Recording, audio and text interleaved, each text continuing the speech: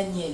Bienvenue sur Femmes de qualité, une émission qui enseigne, exhorte, encourage et accompagne une femme tout au long de son processus de maturité spirituelle afin qu'elle reflète une qualité de vie que l'on ne trouve qu'en Jésus-Christ.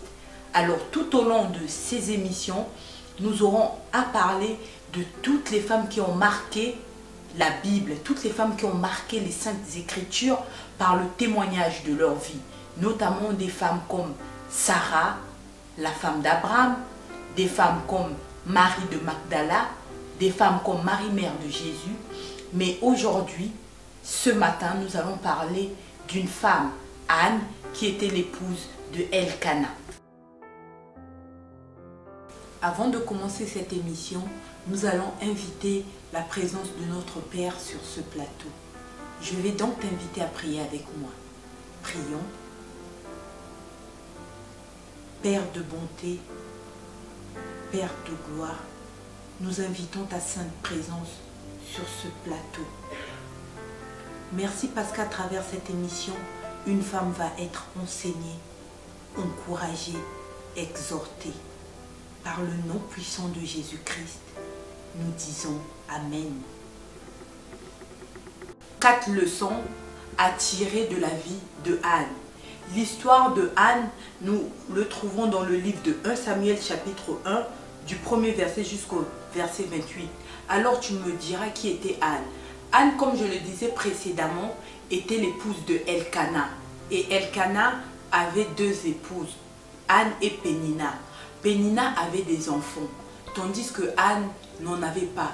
Elle avait été rendue stérile par le Seigneur. Et Pénina mortifiait Anne. Anne était dans l'amertume. Son cœur était dans la tristesse parce qu'elle voulait tellement avoir d'enfants. Anne oubliait les bienfaits que le Seigneur avait fait pour elle. Parce que quelquefois dans la vie, nous avons des situations, nous avons des femmes. Quelquefois, elle a 2 filles, mais elle veut tellement avoir un garçon que ça la rend malheureuse, ça la rend triste. Elle oublie la grâce que Dieu lui a fait d'avoir ces 2 filles-là. Donc Anne, elle oubliait la faveur et la grâce que Dieu lui avait fait d'avoir un mari comme Elkana, un mari aimant, un mari qui lui donnait ce qu'elle voulait, un mari qui faisait tout pour elle, un mari qui l'aimait vraiment de tout son cœur. Et Anne était tellement dans la tristesse qu'elle finissait par attrister son mari. La preuve, dans la Bible, on nous dit que son mari lui dira « Est-ce que je ne vaux pas pour toi mieux que 10 fils ?» Malgré cela, Anne n'était toujours pas satisfaite. Elle était aigrie, elle était malheureuse. Donc, dans cela, la première histoire que nous pouvons tirer, que nous devons apprendre à dire merci au Seigneur pour ce que nous avons déjà reçu. Apprenons à dire merci au Seigneur pour le souffle de vie qu'il nous donne. Même quand nous n'avons pas encore obtenu ce que nous attendons, nous devons apprendre à dire merci à notre Père pour ce que nous avons et non pour ce que nous espérons avoir. En fin de compte, la première leçon de ce texte nous montre que nous devons toujours être reconnaissants envers le Seigneur pour ce qu'il fait pour nous, même si nous n'avons pas encore vu ou obtenu ce que nous voulons, ce que nous attendons. Mais cette attitude ne fait pas de Anne une mauvaise femme. Parce que lorsque nous poursuivons les Écritures, lorsque nous poursuivons la lecture, nous voyons que Anne a eu une bonne attitude après. Anne est une femme qui était persévérante. Bien qu'elle subissait les moqueries, elle subissait les mortifications de Pénina, elle est restée concentrée, elle est restée focalisée sur le but à atteindre. Elle est allée vers le pied du Père. Anne est allée la soupirer après le Père. Elle a prié, elle a demandé au Seigneur d'avoir cet enfant. Elle a demandé, elle a prié au point où le sacrificateur pensait même qu'elle était ivre. Et Anne a été inspirée par le Saint-Esprit qui lui a montré les choses autrement. Et elle a fait un vœu à l'Éternel. Dans le verset 11, nous le voyons bien. Elle a dit au Seigneur, Père, si tu me donnes un fils, moi je te donnerai un serviteur. Donc nous devons prier selon la volonté de notre Seigneur. Anne, c'est ce qu'elle a fait. Elle a prié selon la volonté de Dieu. Elle a été persévérante. Elle n'a pas regardé à gauche, elle n'a pas regardé à droite. Elle ne s'est pas occupée de Pénina. Elle a compris que Dieu était Elohim, que Dieu était le Créateur. Et qu'en allant vers ses pieds, il pouvait recréer une matrice, même abîmée. Elle s'est attachée, elle s'est appuyée sur le rocher qui était le Seigneur. Elle est restée, elle n'a pas douté, elle a tenu ferme, elle a prié, elle a supplié et elle était assidue au temple et le Seigneur l'a exaucée. Le Seigneur l'a exaucée et il lui a donné ce fils tant attendu qu'elle appelait Samuel. Par rapport à cela, la deuxième leçon à tirer est de comprendre que nous devons être persévérante dans les épreuves. Nous devons avoir le regard fixé sur l'objectif atteint. Nous ne devons pas nous occuper des moqueries des gens qui peuvent faire à ce que nous nous retrouvons dans les maisons des féticheurs, dans les maisons des marabouts, juste pour obtenir la solution à un problème. Non, non, nous devons avoir le regard fixé sur le Seigneur parce que nous savons qu'en lui, nous avons la solution. Nous devons faire comme Anne, faire des prières précises afin de ne pas être distraite, être concentrée, rester concentrée. Alors le Seigneur nous parle de cela dans le livre de Jacques, à partir du chapitre 4 au verset 3, que nous demandons quelquefois des choses, nous n'obtenons pas parce que nous demandons mal. Donc vraiment, ça doit être un soupir de rester auprès du Seigneur, d'avoir les yeux rivés vers lui.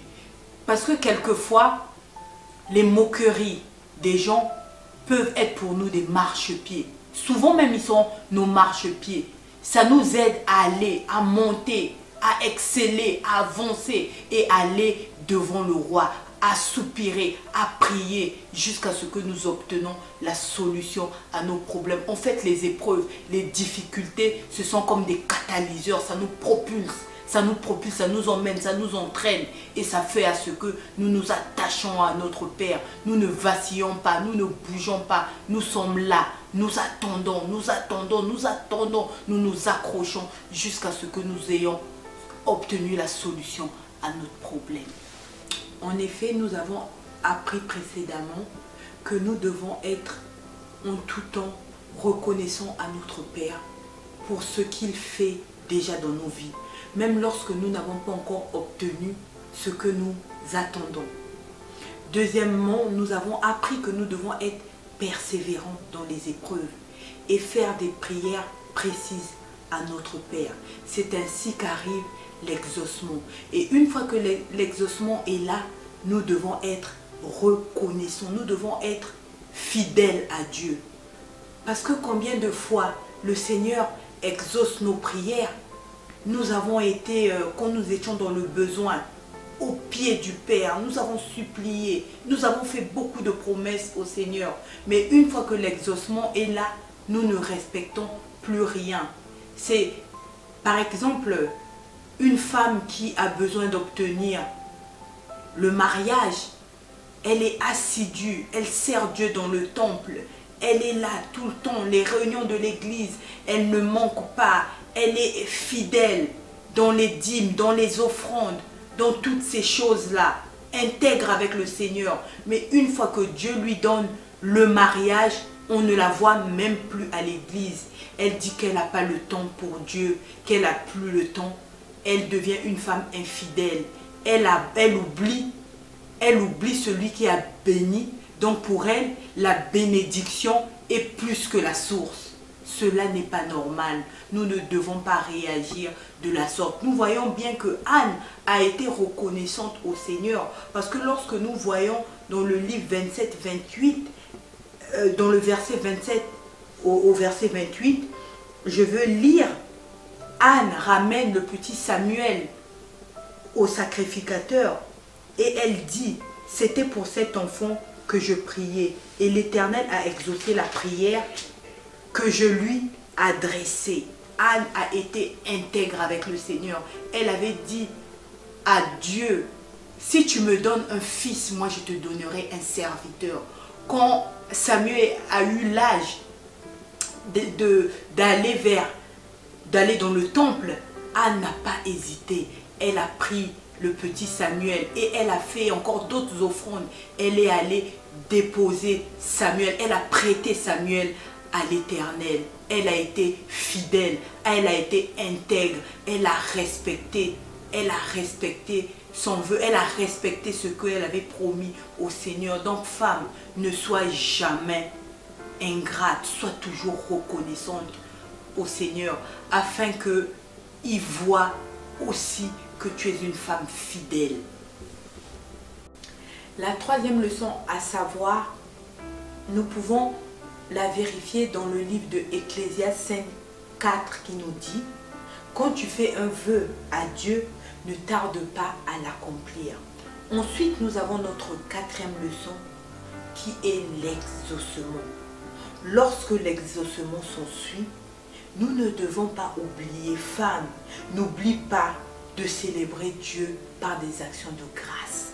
Nous devons être reconnaissantes lorsque nous avons tant cherché, lorsque nous avons tant attendu quelque chose et que notre Père, dans son amour, nous donne cette chose-là. Nous devons aller vers lui et être reconnaissantes par des actions de grâce. Écoutez comment Anne a été reconnaissante envers le Seigneur. Nous allons lire ensemble. Anne pria et dit: mon cœur se réjouit en l'Éternel. Ma force a été relevée par l'Éternel. Ma bouche s'est ouverte contre mes ennemis. Car je me réjouis de son secours. N'est-ce pas que c'est merveilleux? Elle rajoute encore: de la poussière il retire le pauvre. Du fumier il relève l'indigent. Pour les faire asseoir avec les grands. C'est vraiment merveilleux. Alors cette merveilleuse prière de Anne, nous pouvons la lire dans le livre de 1 Samuel chapitre 2, versets 1 à 11. Alors, notre émission tire vers sa fin et en conclusion, nous pouvons retenir ceci. Donc nous devons apprendre à dire merci au Seigneur, même lorsque nous n'avons pas encore obtenu ce que nous attendons. Nous devons être des femmes persévérantes dans la prière et monter vers notre Père des prières précises. Ensuite, nous devons être fidèles. Fidèles lorsque nous avons eu l'exaucement de nos prières. Et lorsque l'exaucement est là, nous ne devons pas oublier de rendre des actions de grâce afin d'être reconnaissants au Père. C'était votre émission Femmes de qualité. J'espère que vous avez été enseignés, encouragés, exhortés. Que Dieu vous garde pour le prochain numéro.